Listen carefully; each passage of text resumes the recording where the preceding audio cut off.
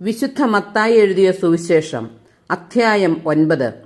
തളർവാത രോഗിയെ സുഖപ്പെടുത്തുന്നു. യേശു തോണിയിൽ കയറി കടൽ കടന്ന് സ്വന്തം പട്ടണത്തിലെത്തി. അവർ ഒരു തളർവാത രോഗിയെ ശയ്യയോടെ അവന്റെ അടുക്കൽ കൊണ്ടുവന്നു. അവരുടെ വിശ്വാസം കണ്ട് അവൻ തളർവാത രോഗിയോട് അരുളിച്ചെയ്തു, മകനെ, ധൈര്യമായിരിക്കുക, നിന്റെ പാപങ്ങൾ ക്ഷമിക്കപ്പെട്ടിരിക്കുന്നു. അപ്പോൾ നിയമജ്ഞരിൽ ചിലർ പരസ്പരം പറഞ്ഞു, ഇവൻ ദൈവദൂഷണം പറയുന്നു. അവരുടെ വിചാരങ്ങൾ ഗ്രഹിച്ച യേശു ചോദിച്ചു, നിങ്ങൾ ഹൃദയത്തിൽ തിന്മ വിചാരിക്കുന്നതെന്ത്? ഏതാണ് എളുപ്പം, നിന്റെ പാപങ്ങൾ ക്ഷമിക്കപ്പെട്ടിരിക്കുന്നു എന്ന് പറയുന്നതോ എഴുന്നേറ്റ് നടക്കുക എന്ന് പറയുന്നതോ? ഭൂമിയിൽ പാപങ്ങൾ ക്ഷമിക്കാൻ മനുഷ്യപുത്രന് അധികാരമുണ്ടെന്ന് നിങ്ങൾ അറിയേണ്ടതിനാണിത്. അനന്തരം അവൻ തളർവാത രോഗിയോട് പറഞ്ഞു, എഴുന്നേറ്റ് നിന്റെ ശയ്യയുമെടുത്ത് വീട്ടിലേക്ക് പോവുക. അവൻ എഴുന്നേറ്റ് വീട്ടിലേക്ക് പോയി. ഇത് കണ്ട് ജനക്കൂട്ടം ഭയചകിതരായി. മനുഷ്യർക്ക് ഇത്തരം അധികാരം നൽകിയ ദൈവത്തെ മഹത്വപ്പെടുത്തി. മത്തായിയെ വിളിക്കുന്നു. യേശു അവിടെ നിന്ന് നടന്നു നീങ്ങവേ മത്തായി എന്നൊരാൾ ചുങ്കസ്ഥലത്ത് ഇരിക്കുന്നത് കണ്ടു. യേശു അവനോട് പറഞ്ഞു, എന്നെ അനുഗമിക്കുക. അവൻ എഴുന്നേറ്റ് യേശുവിനെ അനുഗമിച്ചു. യേശു അവന്റെ ഭവനത്തിൽ ഭക്ഷണത്തിനിരുന്നപ്പോൾ അനേകം ചുങ്കക്കാരും പാപികളും വന്ന് അവനോടും ശിഷ്യന്മാരോടും കൂടെ ഭക്ഷണത്തിനിരുന്നു. ഫരിസേയർ ഇത് കണ്ട് ശിഷ്യന്മാരോട് ചോദിച്ചു, നിങ്ങളുടെ ഗുരു ചുങ്കക്കാരോടും പാപികളോടും കൂടെ ഭക്ഷിക്കുന്നത് എന്തുകൊണ്ട്? ഇത് കേട്ട് അവൻ പറഞ്ഞു, ആരോഗ്യമുള്ളവർക്കല്ല, രോഗികൾക്കാണ് വൈദ്യനെ കൊണ്ട് ആവശ്യം. ബലിയല്ല, കരുണയാണ് ഞാൻ ആഗ്രഹിക്കുന്നത് എന്നതിൻ്റെ അർത്ഥം നിങ്ങൾ പോയി പഠിക്കുക. ഞാൻ വന്നത് നീതിമാന്മാരെ വിളിക്കാനല്ല, പാപികളെ വിളിക്കാനാണ്. ഉപവാസത്തെക്കുറിച്ച് തർക്കം. യോഹന്നാന്റെ ശിഷ്യന്മാർ യേശുവിന്റെ അടുത്ത് വന്ന് ചോദിച്ചു, ഞങ്ങളും ഫരിസേയരും ഉപവസിക്കുകയും നിന്റെ ശിഷ്യന്മാർ ഉപവസിക്കാതിരിക്കുകയും ചെയ്യുന്നത് എന്തുകൊണ്ട്? അവൻ അവരോട് പറഞ്ഞു, മണവാളൻ കൂടെയുള്ളപ്പോൾ മണവറത്തോഴർക്ക് ദുഃഖമാചരിക്കാനാവുമോ? മണവാളൻ അവരിൽ നിന്ന് അകറ്റപ്പെടുന്ന ദിവസങ്ങൾ വരും, അപ്പോൾ അവർ ഉപവസിക്കും.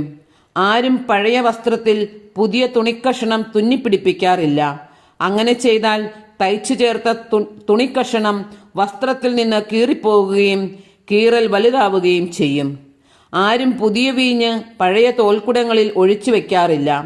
അങ്ങനെ ചെയ്താൽ തോൽക്കുടങ്ങൾ പൊട്ടി വീഞ്ഞ് ഒഴുകിപ്പോവുകയും കുടങ്ങൾ നഷ്ടപ്പെടുകയും ചെയ്യും. അതിനാൽ പുതിയ വീഞ്ഞ് പുതിയ തോൽക്കുടങ്ങളിലാണ് ഒഴിച്ചു വെക്കുക. അപ്പോൾ രണ്ടും ഭദ്രമായിരിക്കും. രക്തസ്രാവക്കാരി, ഭരണാധിപന്റെ മകൾ. അവൻ അവരോട് സംസാരിച്ചു കൊണ്ടിരിക്കുമ്പോൾ ഒരു ഭരണാധികാരി അവനെ സമീപിച്ച് താണു വണങ്ങിക്കൊണ്ട് പറഞ്ഞു, എൻ്റെ മകൾ അല്പം മുമ്പ് മരിച്ചുപോയി. നീ വന്ന് അവളുടെ മേൽ കൈവയ്ക്കുമെങ്കിൽ അവൾ ജീവിക്കും. യേശുവും ശിഷ്യന്മാരും അവനോടൊപ്പം പോയി. 12 വർഷമായി രക്തസ്രാവം നിമിത്തം കഷ്ടപ്പെട്ടിരുന്ന ഒരു സ്ത്രീ പിന്നിലൂടെ വന്ന് അവന്റെ വസ്ത്രത്തിന്റെ വിളുമ്പിൽ സ്പർശിച്ചു. അവന്റെ വസ്ത്രത്തിൽ ഒന്ന് സ്പർശിച്ചാൽ മാത്രം മതി, എനിക്ക് സൗഖ്യം കിട്ടുമെന്ന് അവൾ ഉള്ളിൽ വിചാരിച്ചിരുന്നു. യേശു തിരിഞ്ഞ് അവളെ നോക്കി അരുളിച്ചെയ്തു, മകളെ, ധൈര്യമായിരിക്കുക, നിന്റെ വിശ്വാസം നിന്നെ രക്ഷിച്ചിരിക്കുന്നു. ആ നിമിഷം മുതൽ അവൾ സൗഖ്യമുള്ളവളായി. യേശു ഭരണാധികാരിയുടെ ഭവനത്തിലെത്തി കുഴലൂത്തുകാരെയും ബഹളം വയ്ക്കുന്ന ജനങ്ങളെയും കണ്ടു പറഞ്ഞു, നിങ്ങൾ പുറത്തു പോകുവിൻ, ബാലിക മരിച്ചിട്ടില്ല, അവൾ ഉറങ്ങുകയാണ്. അവരാകട്ടെ അവനെ പരിഹസിച്ചു. ജനക്കൂട്ടത്തെ പുറത്താക്കിയ ശേഷം അവൻ അകത്തു കിടന്ന് അവളെ കൈക്ക് പിടിച്ച് ഉയർത്തി. അപ്പോൾ ബാലിക എഴുന്നേറ്റു. ഈ വാർത്ത ആ നാട്ടിലെങ്ങും പരന്നു. അന്ധർക്ക് കാഴ്ച നൽകുന്നു.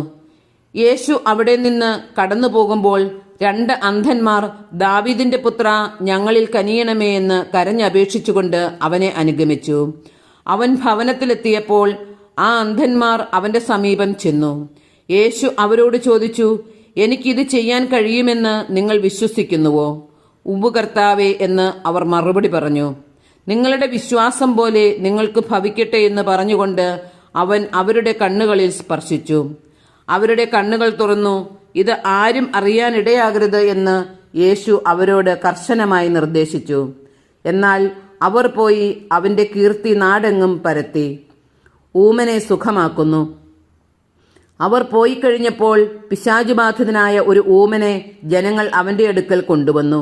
അവൻ പിശാചിനെ പുറത്താക്കിയപ്പോൾ ആ ഊമൻ സംസാരിച്ചു.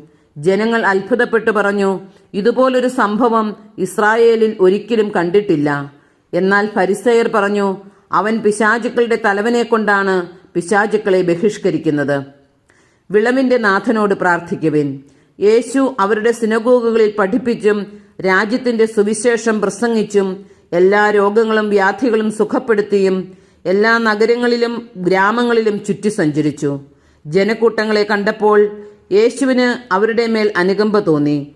അവർ ഇടയനില്ലാത്ത ആടുകളെ പോലെ പരിഭ്രാന്തരും നിസ്സഹായരുമായിരുന്നു. അവൻ ശിഷ്യന്മാരോട് പറഞ്ഞു, വിളവധികം, വേലക്കാരോ ചുരുക്കം. അതിനാൽ തന്റെ വിളഭൂമിയിലേക്ക് വേലക്കാരെ അയക്കാൻ വിളവിന്റെ നാഥനോട് പ്രാർത്ഥിക്കുവിൻ.